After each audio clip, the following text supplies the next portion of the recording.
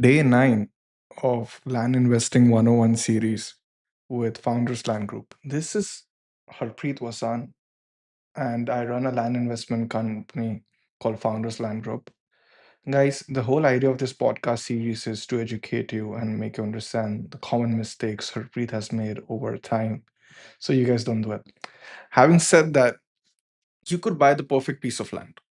It will be one of the best sites you think you're going to build, high and dry, one of the best views out there. But if you cannot have electricity pulled over, you didn't buy a home site. You actually end up buying a very expensive campsite. And that's where the story begins of the $42,000 extension cord, I call it. Do not fall for this trap. I'm going to walk you guys through the mistakes that we've made over years. So at least you don't have to do it. So let's begin. So Harpreet's deal. So it's back in 2019. I found a local rural land in Florida. The size was 5 acres. The price was $15,000. And the first thought that came to my mind was, bam, Harpreet, you've struck gold. 5 acres for $15,000? Oh, wow, such a sweet deal. You will be minting money out of this place. That was the dream. The vision was I wanted a weekend getaway. I did check the titles, I checked the road, it looked perfect. When it came to doing my due diligence, I thought everything was under my belt and I could build the perfect cabin with a lot of things in my mind. Um, then I made the call. Before striking that deal, I made the call to who? I made the call to the power company. I remember it was shocking to me at that point in time. And I called this lady on the phone and she was like, hey, this is my parcel number. This is where I'm at, and I need power. She said nothing. She was on hold for a couple of minutes. Then she comes back. She's like, hey, you're 1,500 feet away. We charge $7,000 per pole. You need 6 poles. That is $42,000. And I was shocked. I'm like, the math doesn't make sense to me. How much expensive pulling electricity to your power will be? And that is the reality, the trap. The cost of the land was $15,000, but the power setting up cost was $42,000.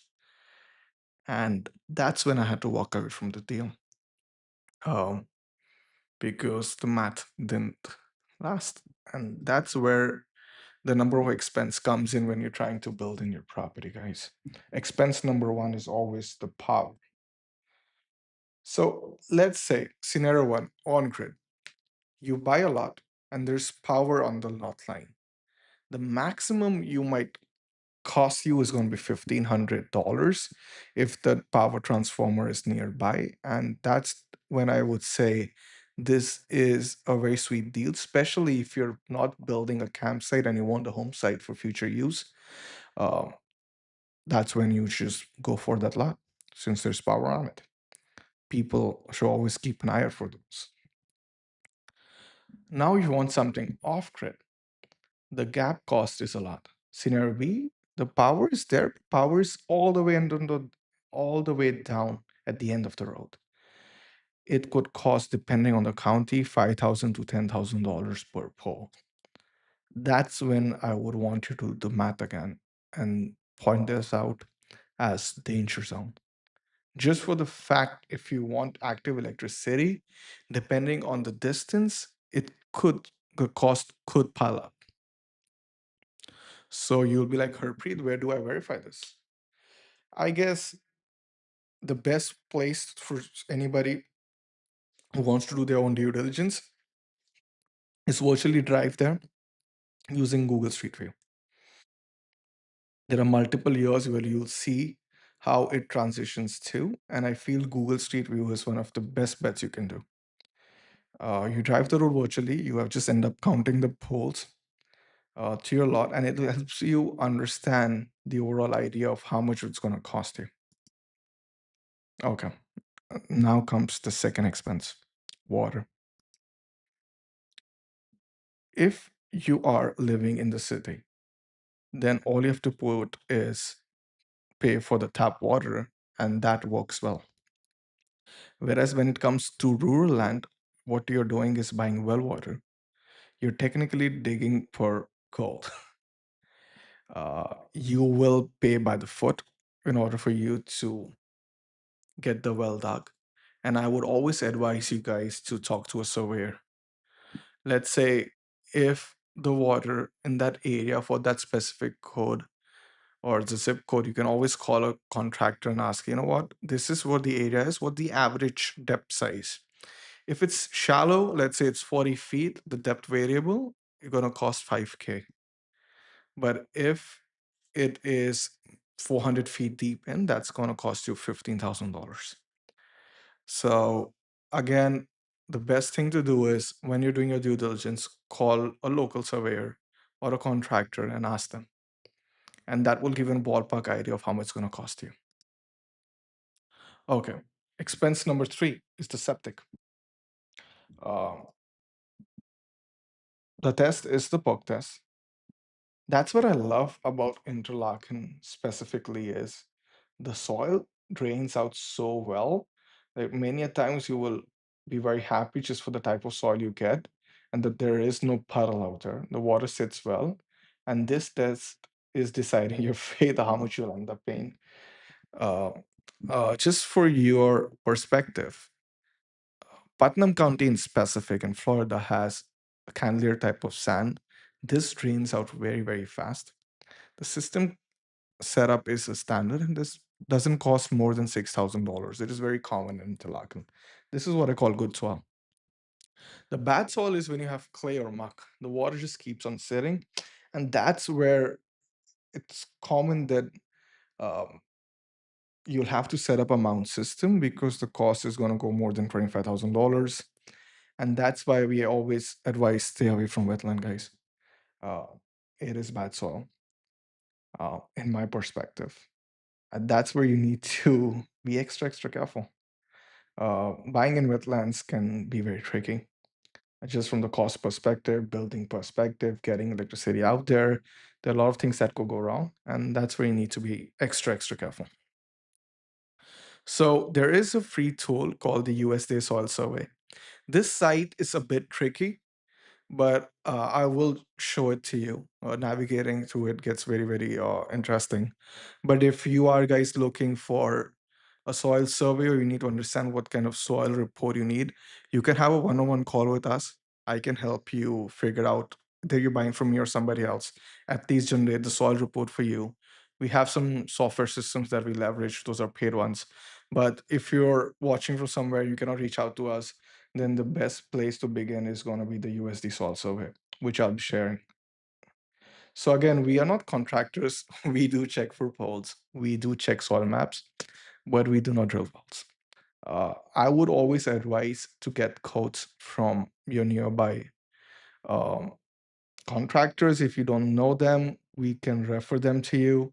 At least don't buy in the dark. Always do your own due diligence. I will be sharing these links with everybody who's watching this live stream. But I do want to check is the website, which is to understand the free soil report.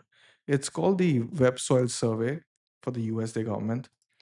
Um, the idea is always you need, oh, see, that's what I don't like about it. It is a glitchy website but though it's free. You will have to make it work in a lot of lens, but cannot change tab. We must specify area of interest. Let's play with and see if I can create an area of interest.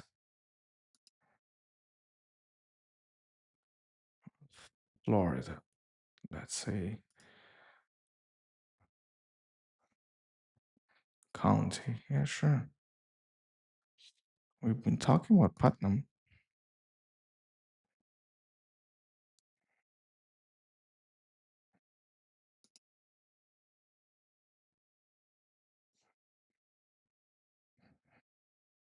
So this is the whole Putnam County. It gets very tricky. Let's see if it helps us zoom in.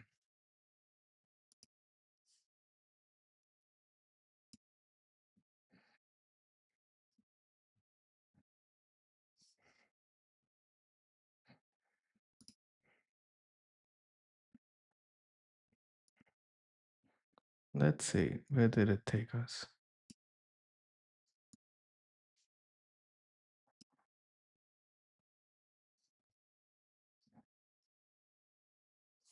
Okay, we were able to zoom into a lot. It doesn't let us zoom in, but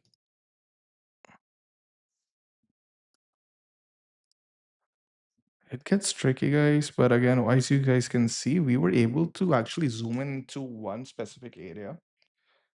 Um, and that's what it does. Soil map may not be available at this scale. You have zoomed in beyond the scale at which the soil map is for agent and use. So compressor, let's say, I guess this is the scale it's referring to. As you guys can see, there's a lot happening here. Um, but what I'm trying to do is see in that specific lot if you're able to zoom in.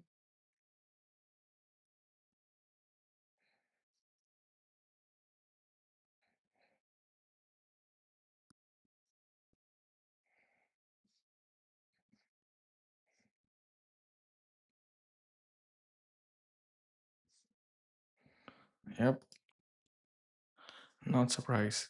Let's see if I'm able to download the soil data. Feature flag is not enabled.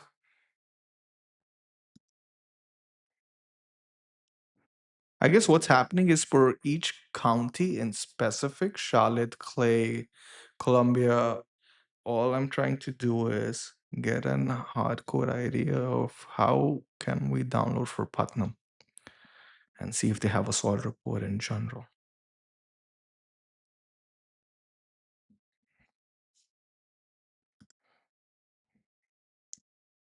Okay. As you guys can see on this, it's going to download the whole county. That's not what we want. What we do on our website is specifically for STEM buyers. Every listing that I have, um, let's say for Washington County in specific, I do have this um, land ID option where you guys can see if they have easements, flood zones, or soil overlay. And what it gives you an idea if the neighbor has built on the same soil type, it really helps you make that choice of how and what kind of sand it is on, at least from the Perc test. If they can build here, definitely you guys will also pass the test. But what I do on my one-on-one calls is I can generate a soil report for you. Uh, as you guys can see, as you guys can see here, let me zoom out a little. So it says there's 3S soil limitations when rooting zones. Soils have limitations that reduce the choice of plants. So if you're planting, but for irrigated, the soil limitations is within the rooting zone. Soils may be well suited to only for 2 or 3 common crops. So we don't want to uh, do agriculture on it, but it's still a good type of quality of sand. But what I do is offer a lot of options on my website that you guys can use this tool for free for the lots we own. And once, if you have any specific lot that you guys want to discuss about, you can contact me. We can book a video call. It's for free. At least that way, I will be guiding you through for any specific line you want to discuss, and then we can generate a soil report. All you have to do is select a time, name, email, and text me and schedule that event. And that way, it's just going to be very useful. This is the free link. It gets tricky, but this is what we are having as of today when it comes to data. For some reason, the website is not behaving the way it's supposed to behave. We're getting multiple errors, but you should be able to generate a soil map after you specified an area of interest. And once that scaling happens, you will be able to get the idea of how this soil report is generated. But these are a couple of tools. Always, you can always use Google Maps to count the number of poles, or you can double check with the person you're buying and understand where's the nearest pole. Like again, these are the common 3 issues that we discussed. Just to recap today, um, more than happy to answer any questions, but the idea is just to make you guys aware how and it goes when it comes to these 3 common issues when it comes to the electric, water, and the septic. I'll be doing more deeper dives about the same. And also started this blog post series where I'm covering most of these scripts. And if you don't have time to watch the whole podcast or the video, just read through these. If you want to be part of my newsletter, let me know. I'll walk you guys through again. All you have to do is get and put in your email address here, and that way you lock our inventory updates, and I'll keep you guys posted. Thank you for joining today's live stream. Hopefully, this was of some value for you guys as well. And looking forward to meeting you guys tomorrow. Have a great day.